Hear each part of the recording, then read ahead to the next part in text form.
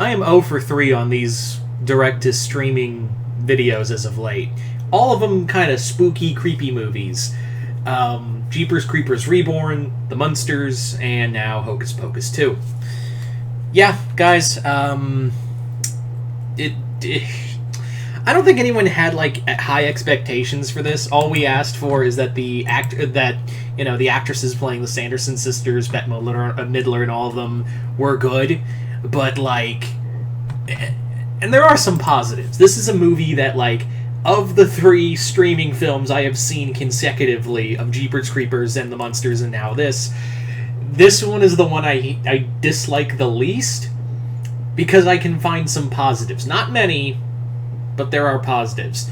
I still will prefer the original over this for a multitude of reasons. Not just because, it's original and you're just letting nostalgia corrupt you and all that. No, this movie was just boring.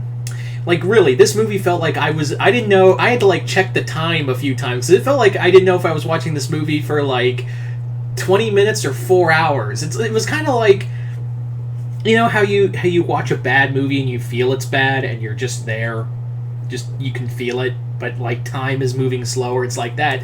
Like, half the time I was, like, checking, it's like, oh my god, there's still, like, 30 minutes left in this movie. What the fuck? I was just, like, in a mode of, how is this movie still, like, around? But before we get into all that, let's get into the positives, because there are some positives in this film. Not many, but I do think there are some legit positives in this film. Starting off with getting Bette Midler back, Sarah Jessica Parker, and Kathy Najima. I cannot pronounce her last name, but we get all of them back. We get Winifred and all of them, and they're good. We even get Doug Jones back as Billy, and they're all good. Like, they literally put their big girl and big boy pants on and carry this movie. If they were recast, or like none of them showed up again, this movie would not have worked. This movie would not have worked. They still have a lot of Midler and the rest of them do have just a ton of chemistry to them, and I do think, like, again, this movie could have been a lot more painful if they were not part of this movie. Like, if they were not part of this project at all, this would have gone sideways, even more so. But thank God they were. And I do think some of the jokes are good. It wasn't like with The Munsters, where I only laughed, like, twice, and it was from one character. It was the same, but we have 3. The origins, yeah, that's really all I can say that's good about this movie, is that this movie is more palatable because you have the original, you have the actresses back, and you have Doug Jones back, and that's really it. That's really all there is. Like, that's really the positive there. And this movie was way more palatable because they were here. And that's all I'm going to say that's really good about this movie, because this is boring as shit. This movie was boring, and you really only cared when the Sanderson sisters... Because that's really why we're here, right? This movie is, by all accounts, a higher-budget Disney film. And what I mean is... let me rephrase that. This is a higher-budget Disney Channel film. That's what I meant to say. This is a higher-budget Disney Channel film because the acting is so bad. Like, it clearly was meant to be on the Disney Channel, but then they put on Disney Plus because they got the original actresses back. I guarantee you, if they did not get Bette Midler, Sarah Jessica Parker, and Kathy, or even Doug Jones, this movie would not have been... this movie would have gone directly to Disney Channel. Yeah. So, therein lies that.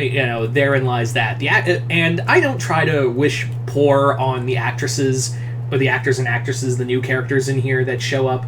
I don't wish poor on them. And I do hope that they do get a shot in the future of doing better films. That's always my thing, is that I usually don't blame actors or actresses, especially like young kids or whatever, because that's directing and writing. I've never done that.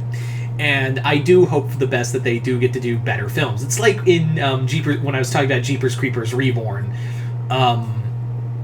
where I was like, I hope you guys get better jobs in the future, because this is doing nothing for your resumes, for your acting resumes. So that was really where I was with this movie. This movie really also has, and I really would like to sit down with my girlfriend, who is a, Wiccan, and she does know this stuff. I'd like to sit down with her and watch it, because it's very Hollywood It's very Hollywood take on Wiccan and witchcraft, and the bare minimum.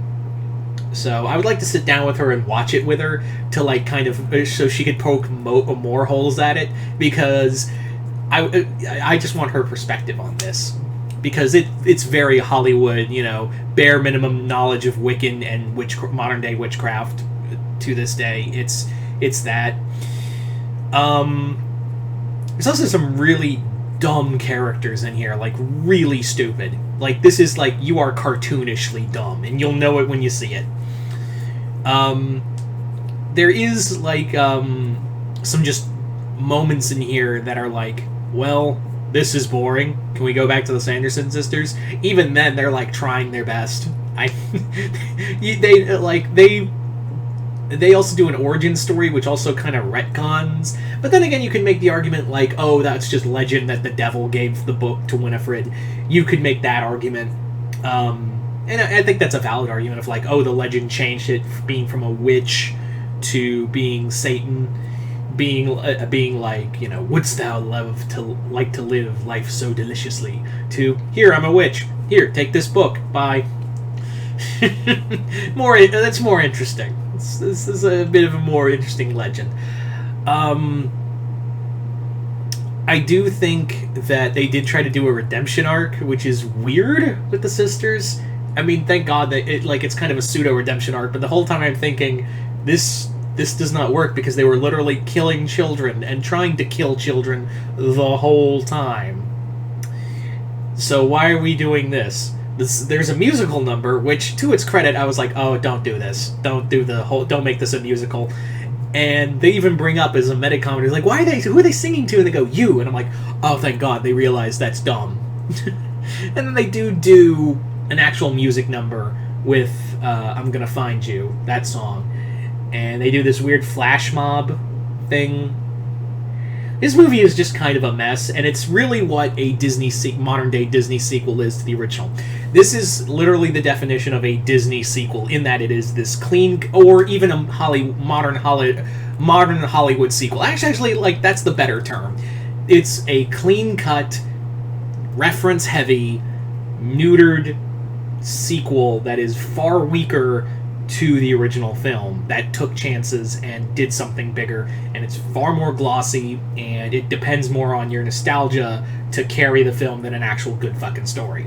That's really what this is, the clear-cut definition of a modern-day sequel. I'm not talking just Disney, but in every way, shape, or form.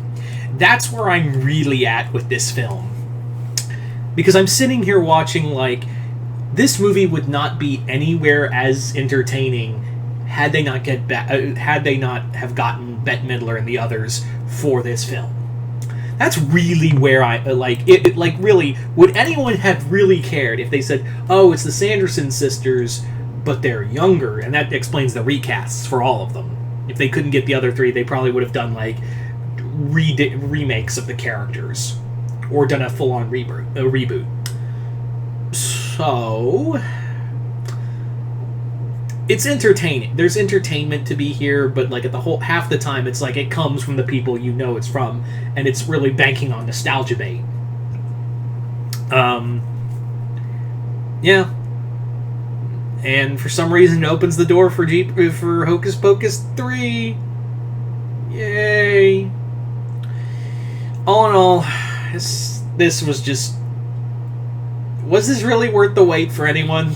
I'm legit asking, was this really worth the wait for anyone wanting to see this movie? Because, guys, I didn't have the highest expectations for this movie. I really didn't. I did not in any way, shape, or form have the highest expectations.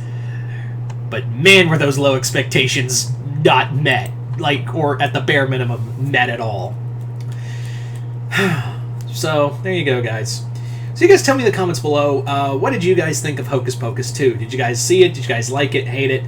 Comment below, let me know. And as always, if you haven't already, hit the link below. Head on over to my Patreon for exclusive content. Other than that, I'm Mr. Multiverse. I'll see you next time in the Multiverse.